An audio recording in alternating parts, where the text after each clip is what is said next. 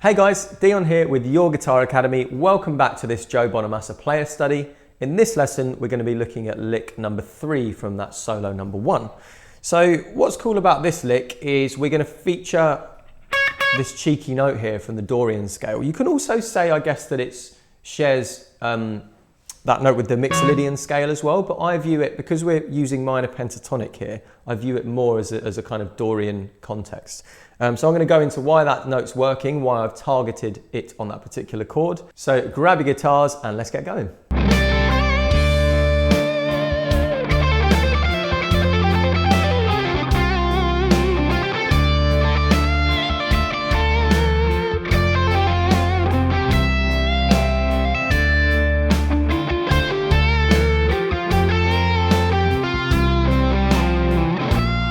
Just joined us, don't forget to head over to the website for all the additional materials, including tab, backing tracks, chord charts, and anything else to go with this course. Also, if you're enjoying the course, please don't forget to hit the like and subscribe button underneath the video, and let us know in the comments how you're getting on.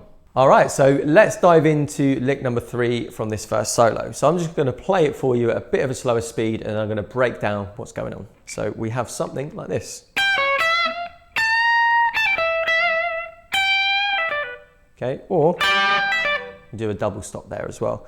So there's quite a lot going on in this lick actually, and it makes really, really good use of those subtle pull-offs towards the end, which again I'll talk about.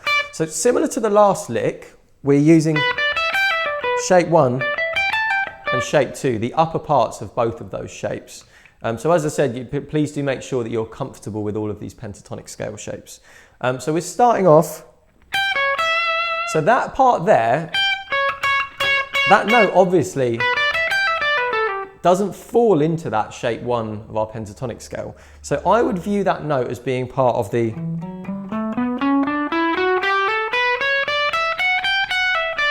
E Dorian scale, okay?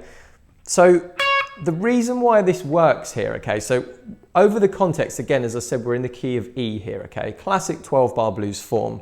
So our first chord is E. This lick falls at the point where we change to the 4 chord, okay, which is going to be an A7. Okay, so when I target that note there, I'm actually playing the major third of A, okay?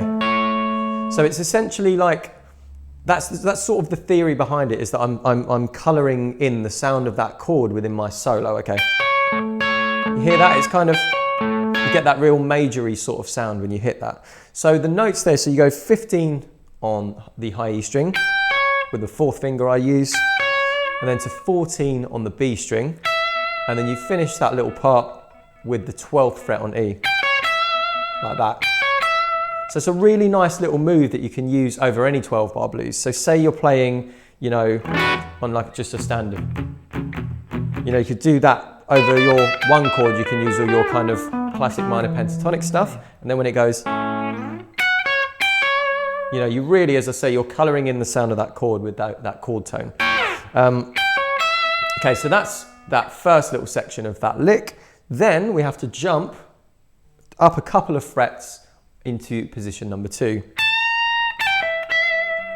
Okay, so that's a really cool, again, another classic, kind of reminds me a bit of sort of Eric Clapton. He likes little phrases like that. But I mean, you know, a bunch of different blues guys will use a similar sound. So notes-wise, we're looking at fret 17 on the high E string. And we're going to, you see, we're using not a full tone bend, just a semitone. And what that does is that lands us on that blues scale note, okay? That sort of sound there, which adds that little element of tension. Okay, so after I've bent, I release the bend, pull off from 17 to 15 on that high E string, and then down to fret 17 on B.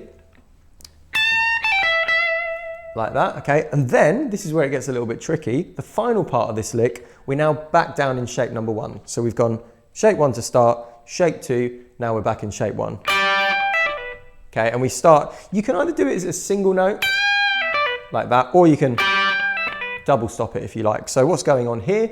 I'm on fret number 15 on the high E string.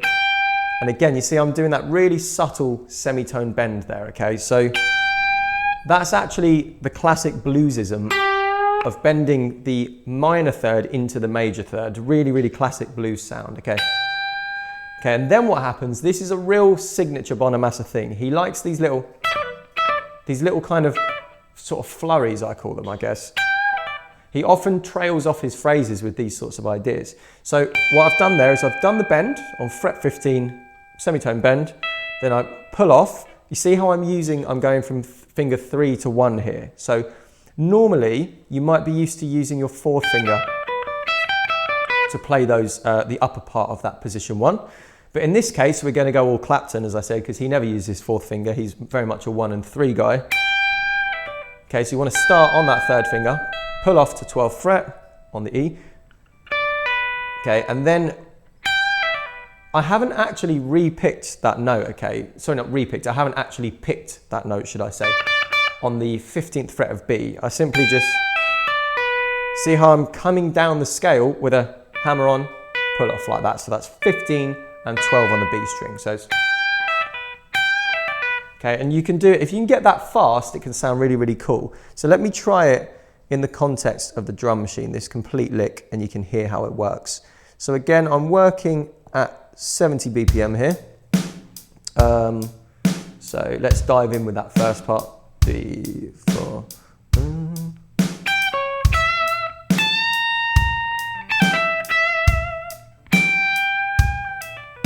Okay, so you don't, with that sort of little flurry, you don't necessarily always have to do it in time. You could just go like, you know, how, kind of, you know, mess about with it a little bit and see what suits you. But I think it tends to sound really, really good if you do it quite fast, because it's sort of like it's a little full stop on that phrase. That's the way I like to view it. And it's like, okay, that lick is finished, and then on to the next one.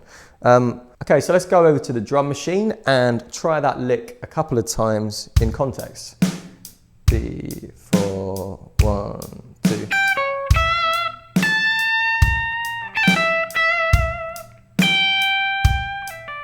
Okay, so I'll do it once more. So you see how I did that very rigidly there, but I'm going to do it next time. I'm going to do it a bit faster, and you can hear how it sounds when it's sped up a little bit. So.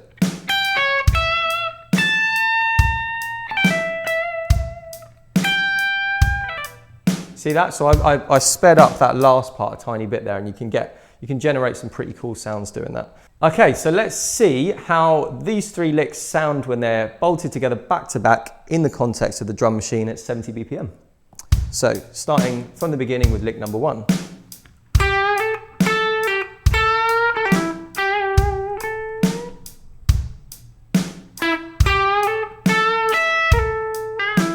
On to lick 2.